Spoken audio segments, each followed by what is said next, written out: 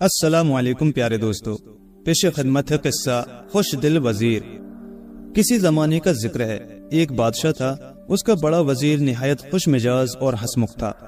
کبھی اس کے چہرے سے فکر و پریشانی ظاہر نہیں ہوتی تھی، وہ ہمیشہ خوش و خرم رہتا تھا، ہر شخص سے ہنس کر بات کرتا تھا۔ حد یہ کہ اس کا جوان بیٹا مر گیا اور وہ دوسرے دن دربار میں اپنے معمول کے مطابق ہر شخص سے مسکرا کر باتیں کرتا رہا۔ بادشاہ کو اس کی یہ حالت دیکھ کر بڑا تعجب ہوا۔ انہوں نے اس کو تنہائی میں بلا کر پوچھا، حیرت ہے کہ تم کو کبھی رنجیدہ اور پریشان نہیں دیکھا، حالانکہ کل تمہارا جوان بیٹا مر گیا اور آج تم دربار میں حسب عادت مسکرا رہے تھے۔ وزیر نے ہاتھ باندھ کر کہا، حضور، رنج و غم اپنی جگہ پر ہے، دوسرے لوگوں پر ظاہر کرنے سے کیا فائدہ؟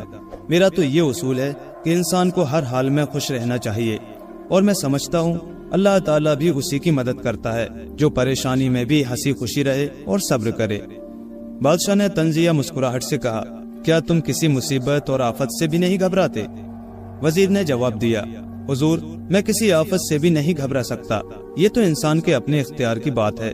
رنج و غم کرنا اور مصیبت میں باویلا مچانا بزدلوں کا کام ہے، حضور کا غلام بزدل نہیں ہے۔ بادشاہ کو بہت غصہ آیا مگر خاموش ہو گیا، اپنے دل میں سوچنے لگا، اچھا دیکھتے ہیں تمہاری بہادری۔ کچھ دیر کے بعد وزیر آداب بجا لا کر رخصت ہو گیا، مگر سمجھ گیا کہ میری باتوں سے بادشاہ سلامت کی تیوری پر بل آ گئے تھے، اب وہ ضرور میرا امتحان لیں گے۔ خیر، خدا مددگار ہے، میں اپنے اصول بدل نہیں سکتا۔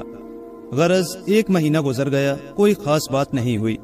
وزیر روز دربار میں جاتا، جو کام اس کے سپرد تھے ان کو بدستور انجام دیتا۔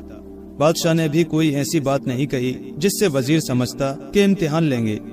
ایک دن بھرے دربار میں بادشاہ نے ایک چھوٹی سی سونے کی ڈبیا وزیر صاحب کو دیتے ہوئے کہا، ہمیں سوا تمہارے کسی پر اعتبار نہیں، ہم نے اس کو خزانے میں بھی نہیں رکھا، اپنے ہی پاس رکھتے تھے، مگر چونکہ ہم کچھ دنوں کے لیے سیر و شکار کو جانے والے ہیں، لہٰذا یہ نادر و نایاب چیز تمہارے سپرد ہے، والد صاحب مرحوم کو کسی نے تحفتاً دی تھی۔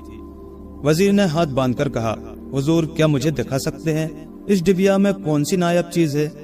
بادشاہ نے ڈبیا کھول کر وزیر کو دکھائی، بلکہ تمام اہل دربار نے دیکھا۔ یہ ایک موتی تھا جو مرغی کے انڈے کے برابر تھا۔ سب لوگ اس کی خوبصورتی اور آب و تاب کو دیکھ کر حیران رہ گئے۔ بادشاہ نے کہا، یہ موتی ہم کو بہت عزیز ہے، اگر کہیں گم ہو گیا تو ہم تمہارے زن و بچہ کو کولو میں پلوا کر تمہارے محل میں گدھوں کا حل چلوا دیں گے، تمہارے ساتھ کوئی رعایت نہیں کی جائے گی۔ وزیر سمجھ گیا کہ بادشاہ سلامت کی یہ چال ہے، مجھے آزمانا چاہتے ہیں۔